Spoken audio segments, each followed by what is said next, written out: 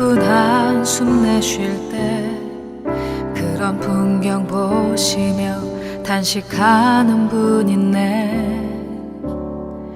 고와 같이 너희를 버려두지 않으리. 내가 너희와 영원히 함께하리라.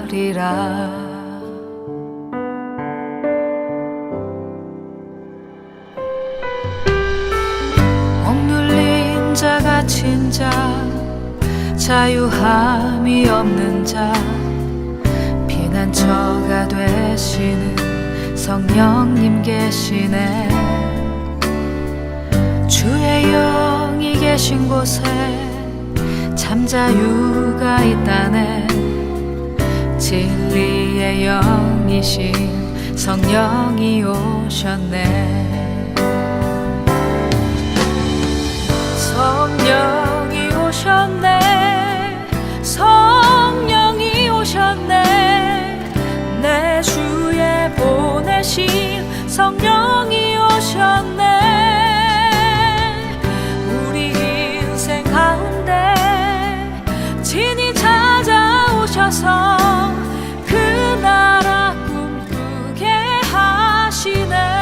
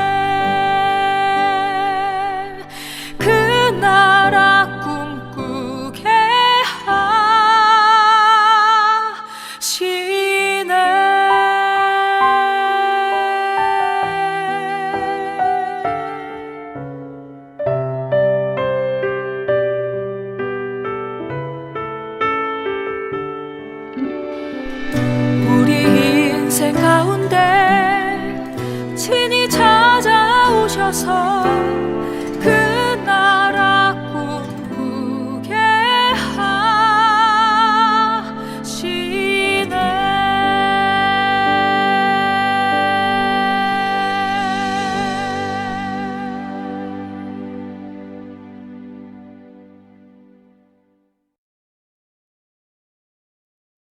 안녕하세요, 성도 여러분.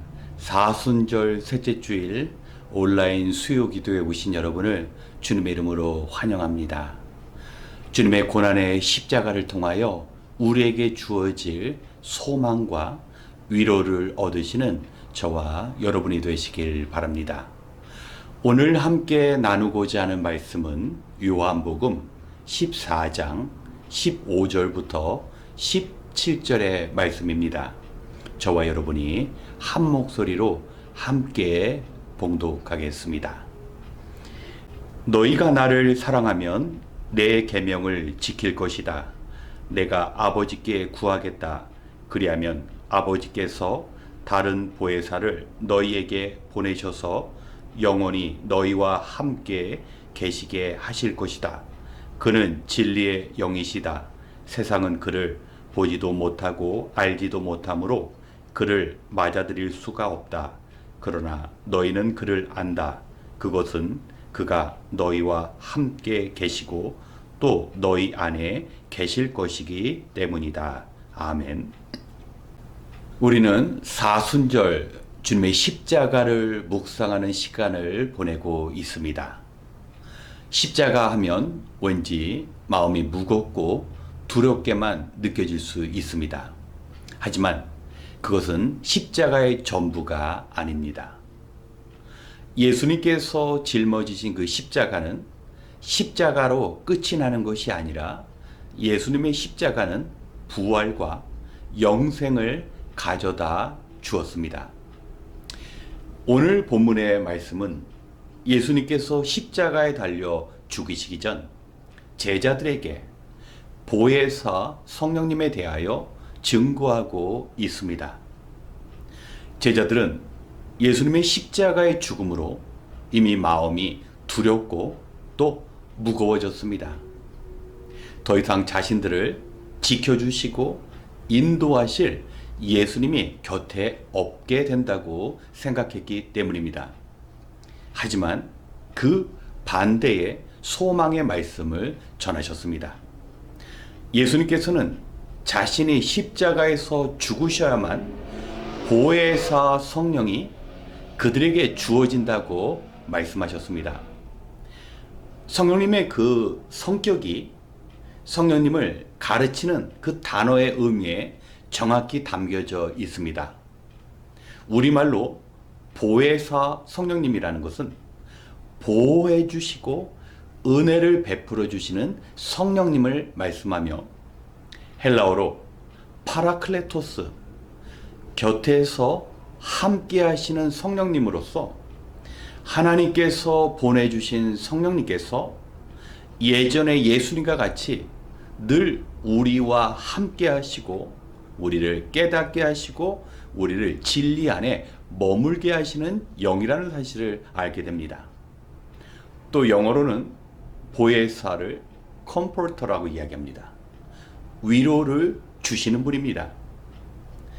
제자의 입장에서는 눈에 보이는 예수님이 떠나기 때문에 두려워했는데 예수님의 죽으심으로 제자의 삶을 살아가는 그 한 사람 한 사람에게 보혜사의 영이신 성령께서 함께 해주심을 약속한 것입니다. 우리는 이 고난주간 예수님의 그 육체적인 아픔을 묵상합니다.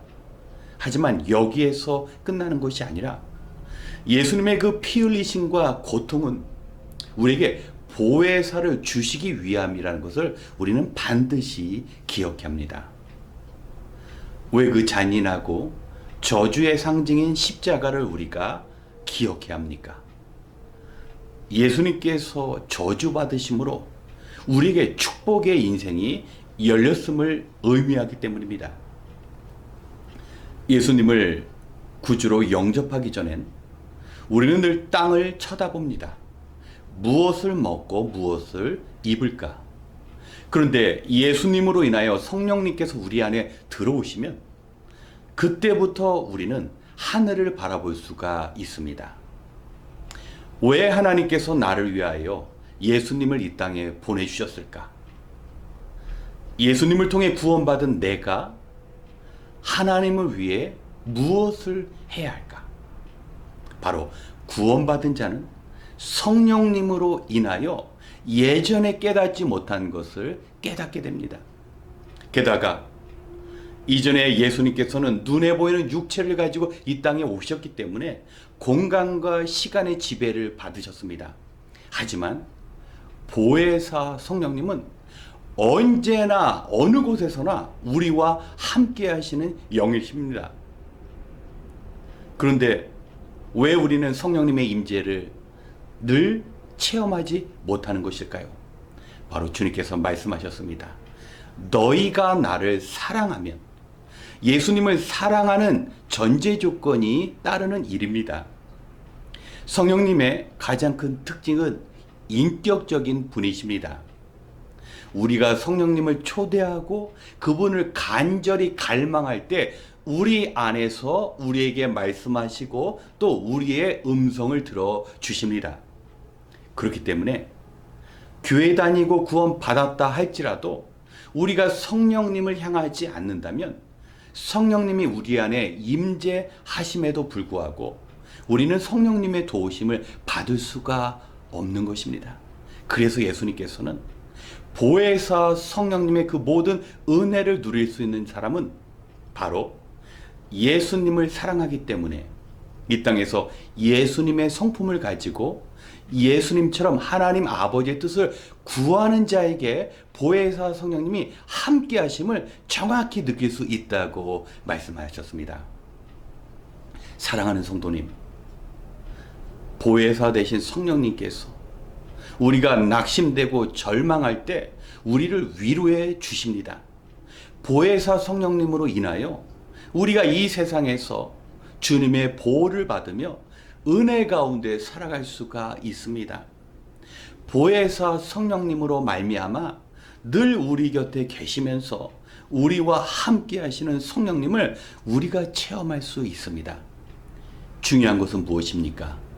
진리의 영이신 보혜사 성령님을 누리기 위해서 우리가 진리 안에 거해야 합니다.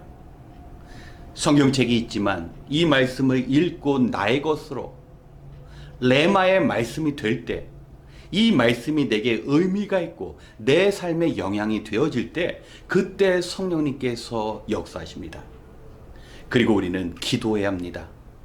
보혜사 성령님은 우리가 간절히 기도함으로 성령님을 요청할 때 성령님께서 우리 안에서 역사하실 수가 있습니다.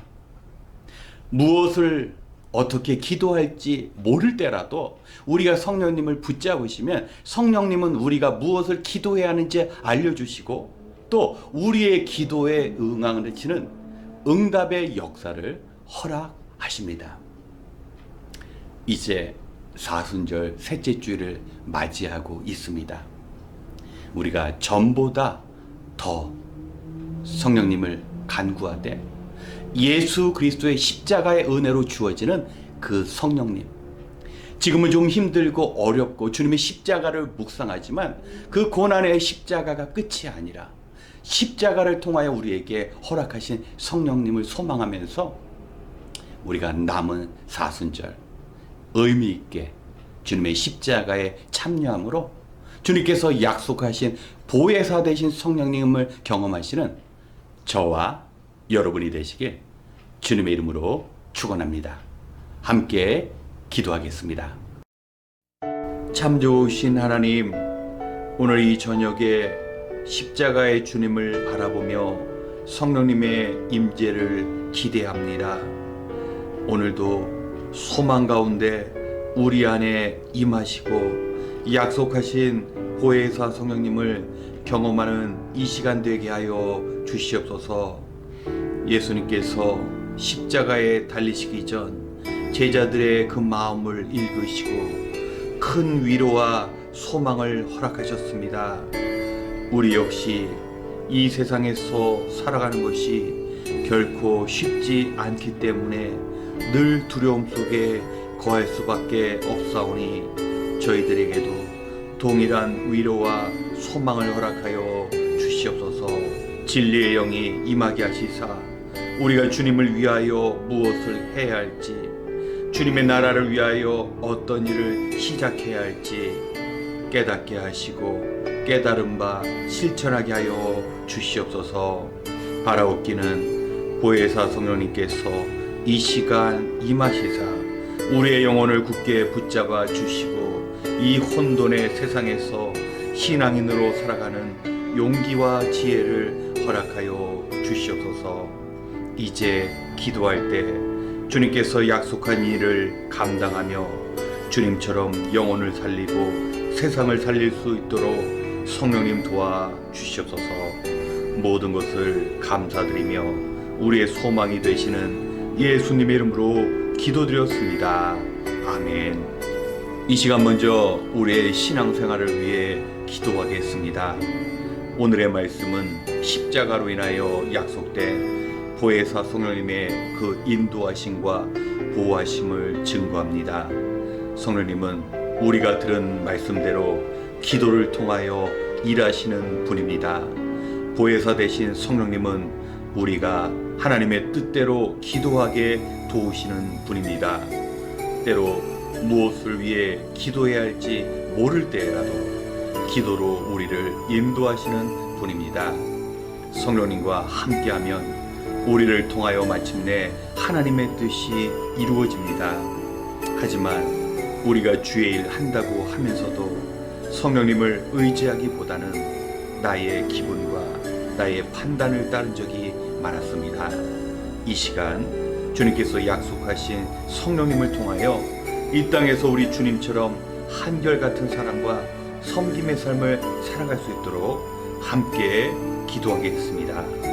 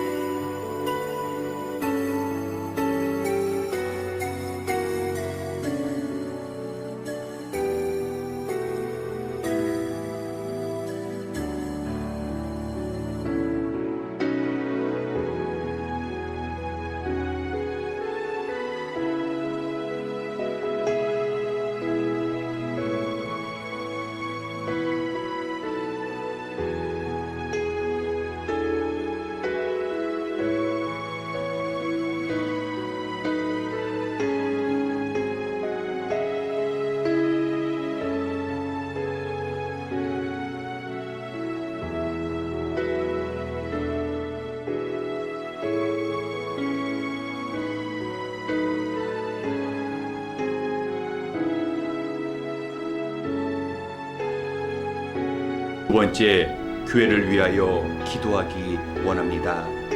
우리는 믿음을 지키며 주님의 제자로 살아가기가 참 어려운 시대를 살아가고 있습니다.